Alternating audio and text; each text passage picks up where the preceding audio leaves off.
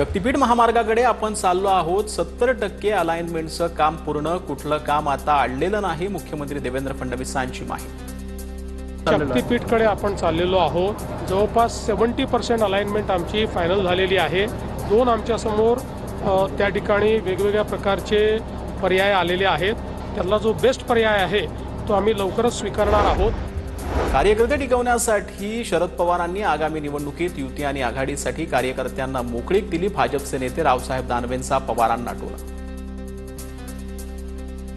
त्यातले 4 सोलापूर मधलेच, 6 सारे राज्यातले, 6 राज्यात 6 आणि सोलापूर मध्ये 4।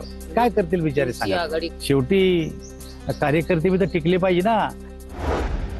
नाशिकमध्ये शिवसेना मैत्रीपूर्ण निवडणूक लढवणार। शिवसेनेचे उपनेते विजय करंजकरांची माहिती। येत्या निवडणुकीत आमचा विजय होणार, करंजकरांना विश्वास।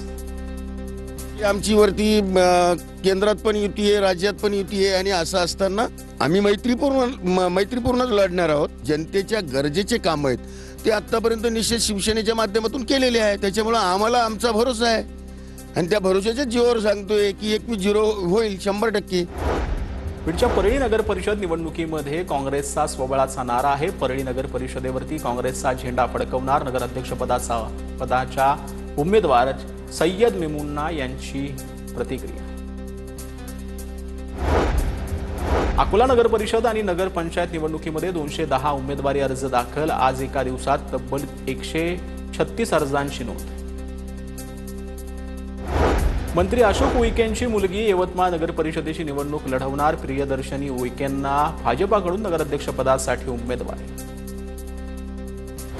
सोन्याच्या दरात 1000 रुपयांनी वाढ। सोनं 1,26,000 तर चांदीचा दर 1,61,000